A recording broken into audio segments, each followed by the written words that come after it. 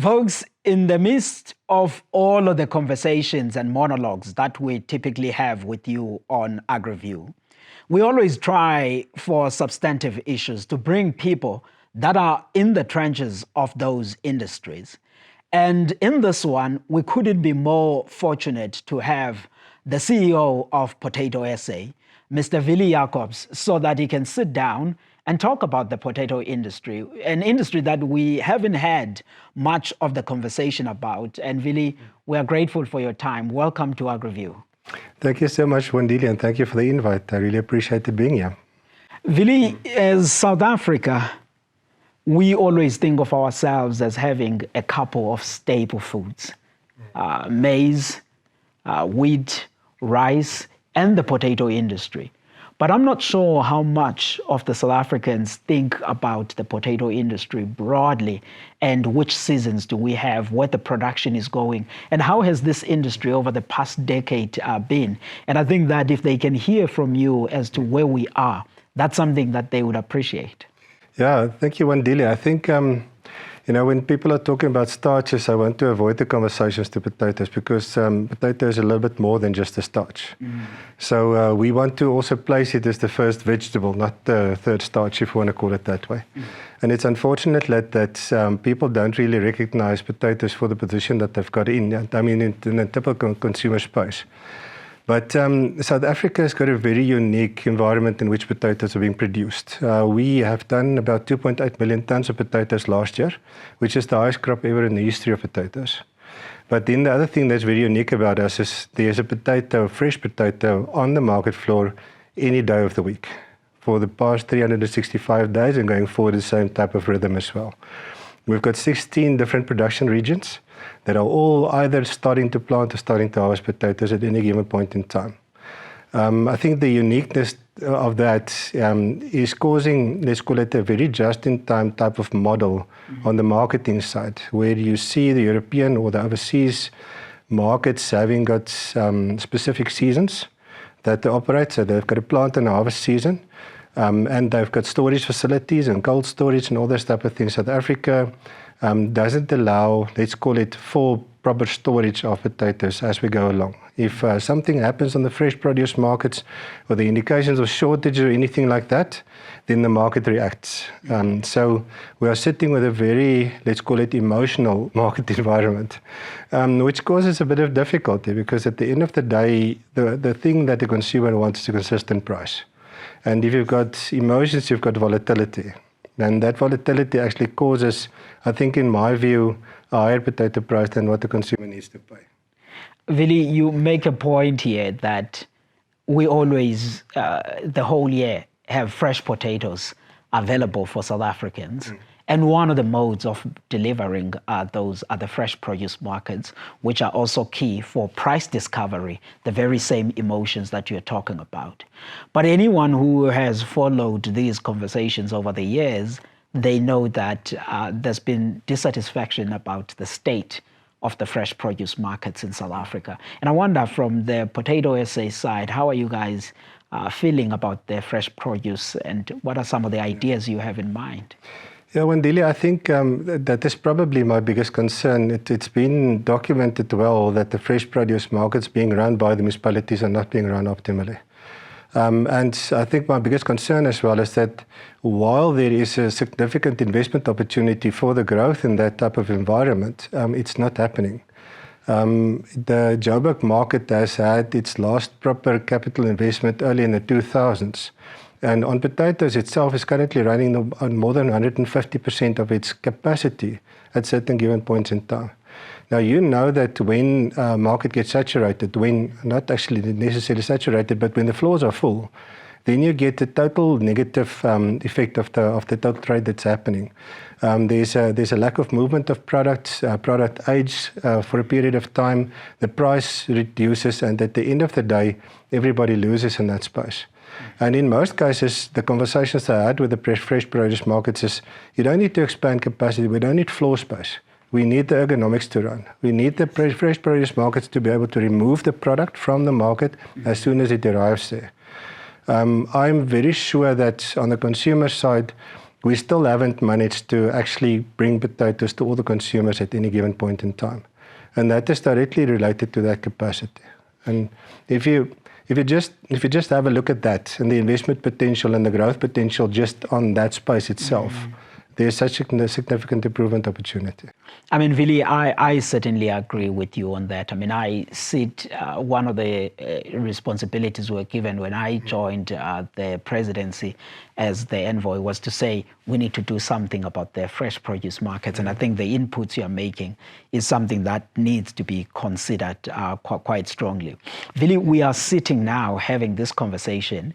On the other side of this room, there's an ongoing conference of Potato SA, which is themed in Controlled and Informed, and you guys are discussing also quite deeply this issue of climate change. And I wonder, in all of this unpredictable environment, what conversations are folks at Potato SA having with growers across our country? Oh my goodness, Wandile, you know, the more we have these conversations, we just understand how big, let's call it the sphere of operations of a farmer is. Needing to understand what's happening in terms of climate, what's happening in production side, what's happening on the market, logistics, all those type of things is a massive task for each one of the farmers.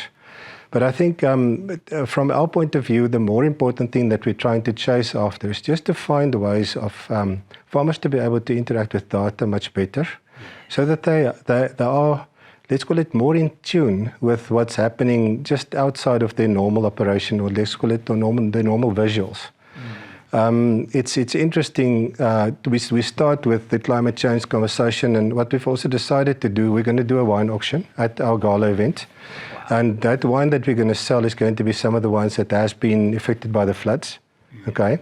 Now we're also going to have that flood wines on the table for the functions as well. And the idea is for people to start being aware of the real actual situation that we've got in terms of climate. When I spoke to one of my top producers last week, and he was frustrated. He said, you know, this year is one of the most difficult years that he had. He said everything that he needs to do has that additional effort that he needs to take, and he needs to be more aware of what's happening.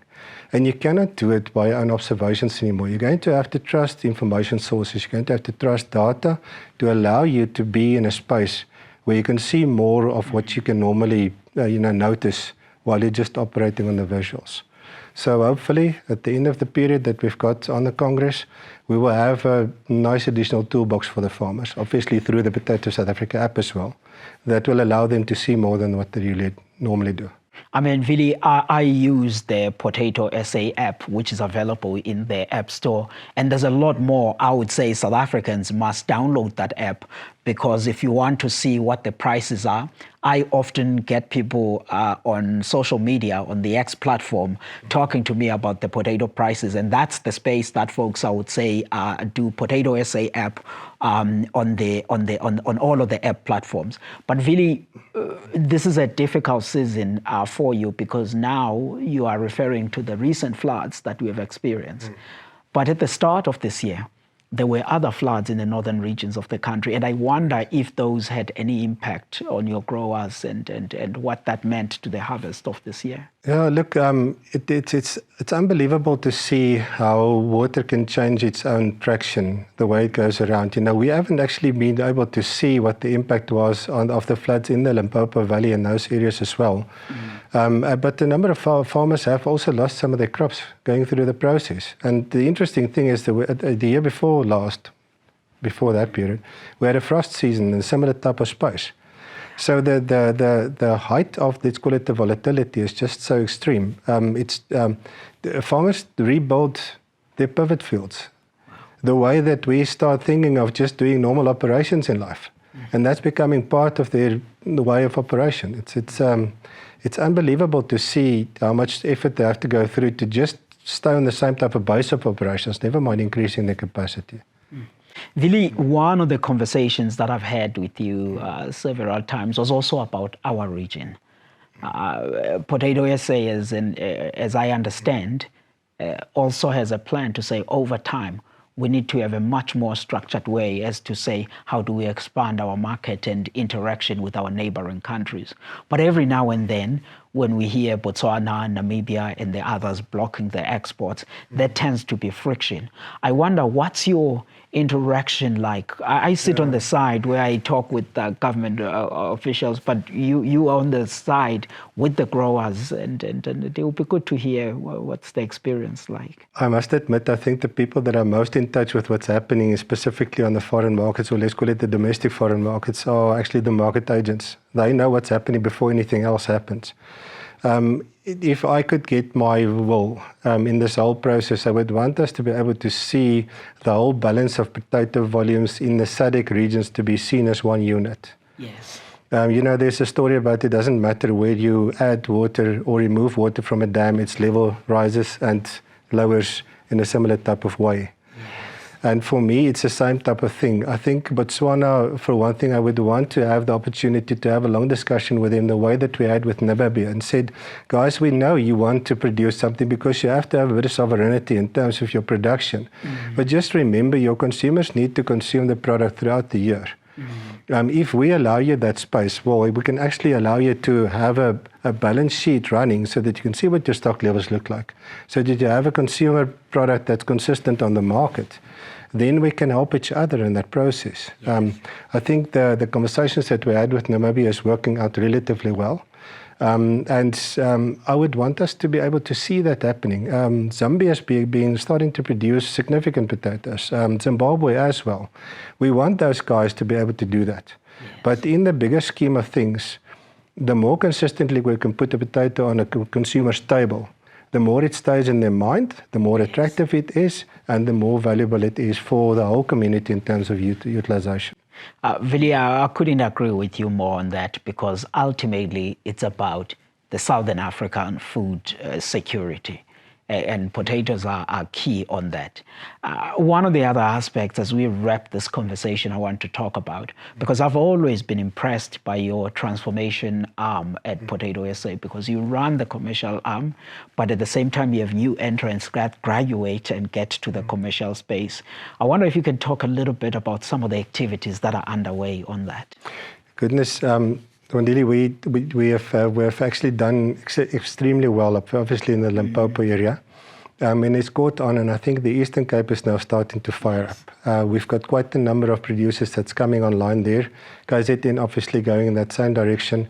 The thing that actually excites me about the Eastern Cape is, we've moved away from normal rain-fed potato production in the rest of the country. But in the Eastern Cape, we can still do rain-fed. Yes. And that's going to give us a massive advantage. The nice thing about being able to produce a potato, you don't need to go and find market very far away from you.